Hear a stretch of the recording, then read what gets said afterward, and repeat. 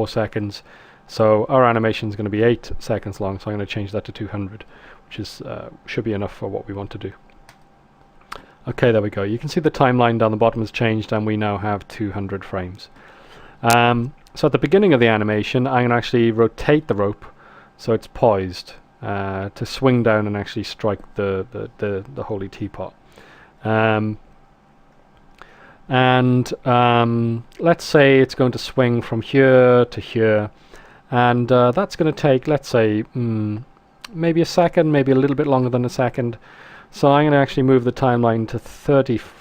1 second is 25 frames, so I'm going to actually make it a little bit longer than a second. I'm going to change it to, say, 33 frames. I'm going to turn on auto key, and I'm going to actually rotate the rope. Oops, that's gone a little bit too far. Let's just undo that. And whenever you have a value that you don't like, you can actually undo that just by right-clicking on the mouse. If you're holding down the left mouse button and you're rotating something around like this, you can actually put it back to the start value just by clicking on the right mouse button, like I did there. So let's actually rotate this through to here, and leave go, and you can see Max has created a key here, a rotation key. So we'll scrub through, goes up here and then stops dead, which is obviously not very natural. So let's change this key here just by selecting it and dragging it. Let's put it to 30. There we go. We moved it a little bit too much there. That's cool. And then we're going to go to frame 60, and I'm going to keep the same kind of frequency of swinging. So we'll go to frame 60 and we'll actually rotate it back again. But of course, each time it swings back, it actually goes a little bit lower. So let's just check that out. Swing, swing, yeah. And then we go to frame 90, and we'll have it swing again. Okay, there we go. Swing, swing, swing. 120. Swing back. I'm going to turn off snaps here so I can actually do finer angles. So there we go. Swing, swing, swing, swing. 120. Then we go to 150. Swing back. There we go. And 180. Swing back. And then to frame 200. I'll just go for something in between there, just a little bit short. Okay, so there we are. We have the animation of the rope, and it slowly swings to a rest. Now, as I said, I think that looks a little bit the rope actually looks a little bit too rigid. So what I'm going to do is, as it swings, I'm going to actually change the bend angle on the modifier to make the rope bend and make it look just a little bit more interesting, like there's a little bit of lag going on there with the rope. So at the beginning of the animation, we have the rope selected, there's the modifier, there's the angle, which is 0, so I'm just going to change that slightly. So actually, the modification that I made earlier with the angle, the direction was completely wrong, so let me just undo that, put that back to 0. Oops, put that back to 0. There we are.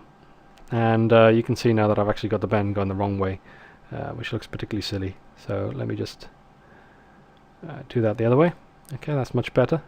And let's turn on auto key again, and let's just animate that through.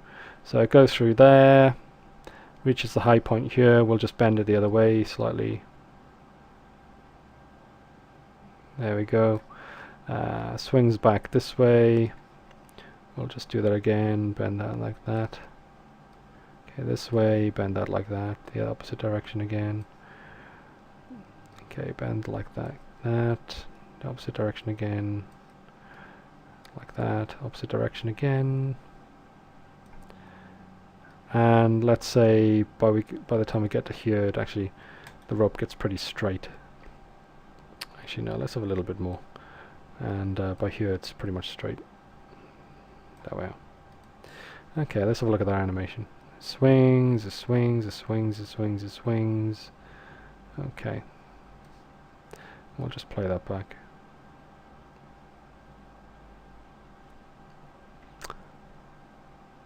Okay, I think that's fine. Let's have a look. Let's turn on real time and play that back.